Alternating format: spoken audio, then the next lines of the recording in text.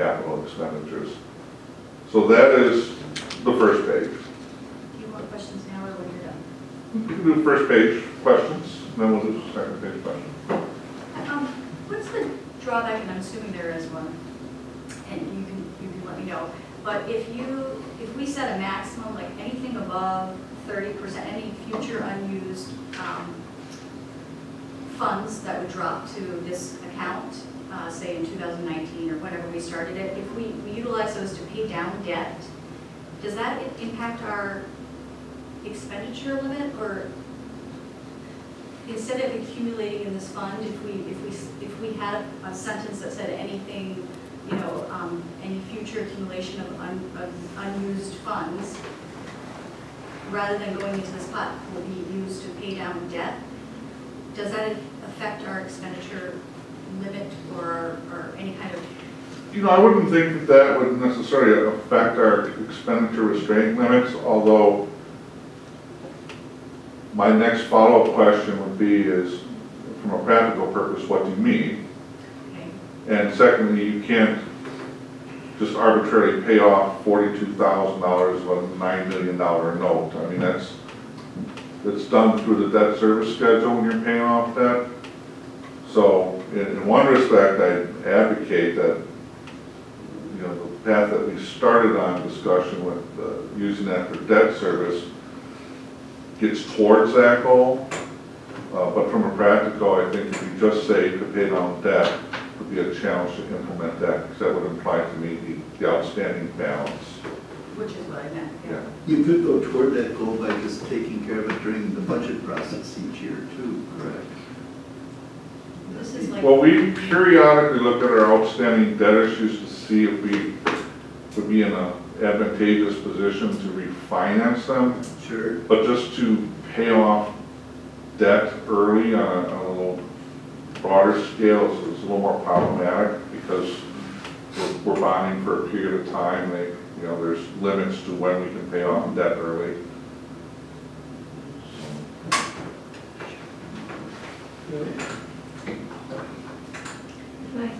So you suggested under D3 that investment community marketing was something we could probably do without. That came out of committee, yeah. That would be, that was in committee. That would be an additional strike to my draft that came out of committee. I would suggest D2 also, investment in technology, and the reason I say that is because investments in technology change so quickly that they're you know, they're almost not capital expenses, because they are, you know, you buy it and 2 or 3 years later you need a new technology. So I mean, it doesn't fit in the same way as capital expenses or debt service. I'm indifferent. I think part of the discussion we also had at committee was this item D says such as 1, 2, and 3. It's not limited to 1, 2, and 3. These are not the only. You know, so you know, we could strike all of them, and the meaning doesn't change. do you want to do that? I'm agnostic. I mean, is there a benefit for us spelling it out? No. Then I guess I would suggest striking the detail. Everything after such, including and after such as? Because I agree with them. Yeah, just an investment in the community. Investment in the community. Yeah. They're just illustrative examples from the time. Take out The advantage of having illustrative examples is it makes you think each year when you're going through it too. But I'll go with your agnostic approach. I mean, I prefer just to eliminate number D, but I understand we have a revolving loan program, and we want to keep that going. So and if you want instead just to take away 2, I'm fine with that too, because it says such as. Well, we're already taking away 3. Right. Right. Well, that's. I think you can say such as investment in a revolving loan program, and you don't have to have item 1. Yeah, right. Such There you as, go. right. Yeah, that's fine. That's fine. It's a deal. Okay. It's a deal. Usually when there's a 1, there should be a 2. Take out the 1. Okay. Okay. On the next page, item 2, 2A, the second paragraph, and this is my recommendation. I think that this language that I propose to strike is overcomplicated. For the long-range planning process, I think simpler is better. 0.5%, 0.5% growth in equalized value for projection in the long-range plan, I think is reasonable and conservative without this going up a hump and then double declining downs. It's strictly a staff recommendation. I just think it's a simpler metric to understand what a 5% increase or 0.5% increase in equalized value is in a projection model than to understand how the language in this functions in our long-range plan. That's fine. Can you explain the next sentence? The black portion, not the crossed out portion. What that means is that for modeling, if we're planning a $20 million project in today, you know, we would build in additional equalized value based on that. So it's just it allows for some net new construction.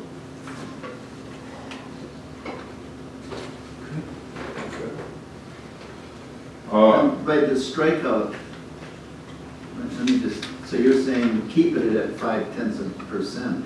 Just straight away, All the way out, yeah. versus just for the first year, followed by. Well, 26, yeah, right, the first year is 5%, second year is 1, third year is 1.5, beyond that it's discounted at 50% the average annual historical from 1996 to 2012. So we're being very conservative by saying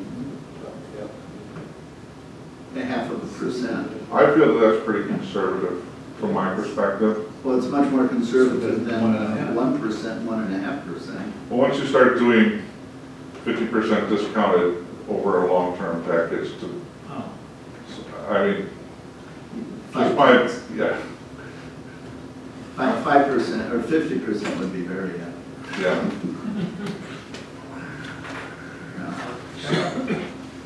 Then if we're ready to talk about the next page, item 3. I assume rather than 50% there, you mean 0.5%. I believe that's That red. 0.5%. No, the zero doesn't, the point doesn't show up. But, yeah, It's 0.5%. Yeah, it's 0.5%, right? yeah, percent. It's 0.5%. Right. Yeah. Okay, so it's not 50%. That's No, what- 0.5. I'm sorry if that's not clear in your copies. Okay. Can you give us, like dollar figures here? So, what is, so you're changing the, I'm sorry, the percentages, right? From 1.25 and you're suggesting 0.5? Oh, I want 2 again, so, Oh, you're still. ready to go back to 3? No, okay, we can go back to 2. When we get to 3, sorry. And I was on 2. I don't know where everybody I else. was on 3. I was on Okay. 3. I'm sorry, I went back to 2. Oh, yeah. We're on 3. Go to 3. Okay, It is 50%. It is. that is That 50%. is 50%. And it's not supposed to be 50. It is supposed to be It's 50%. 50%. The 1.25% is actually a mislabel in this original document, because that has nothing to do with general obligation debt capacity, it has to do with equalized value. 50% of debt capacity, which is 5% of equalized value, would be 2.5%. So we were mixing our metaphors or something of that ilk. Can you give us like an example, like I'm having a hard time on a this. number, like what the 50% today represents? 40 million, 40 million, so we have a general obligation debt capacity of 80, roughly. roughly, right? Which is 88 probably, Finally, or you're something okay with like doing that. the roughly, and then 50% is, you're saying, and then what would the 75%? 60 million. Roughly. And it would leave preserve 20 million.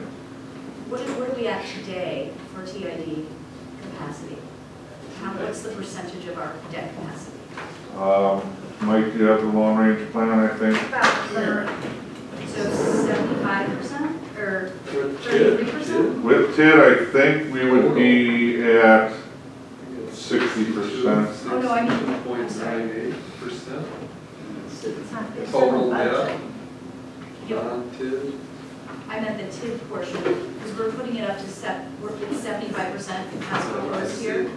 Well, if I could actually just get a little bit of narrative before we get into the nuances on this section. From a strategic perspective, I think it is important to have two benchmarks. One is for tax levy supported GO capacity, and the other is for all GO, which will include TID financing. It will include GO debt issued to support the Basin 1 and Basin 6 projects that both recently completed a couple of years ago. It'll be GO debt issued perhaps for future utility projects, especially in the water utility coming up until they're fiscally able to issue revenue bonds, or at least we would be able to propose issuing revenue bonds. And then after that, I do advocate adding the language about utility debt that when it's feasible, the village should try to finance those to revenue bonds. Now, feasibility is a two-pronged thing. One, it has to be significant enough in amount in a bonding cycle to make it practical to go to market. You know, bonding for $300,000 is the bond costs just blow the margins all over. Right now, we're under a quarter-point difference between the general obligation debt and revenue bond debt. As long as those trends are relatively in that general area, preserving the GO capacity serves the broader needs of the community.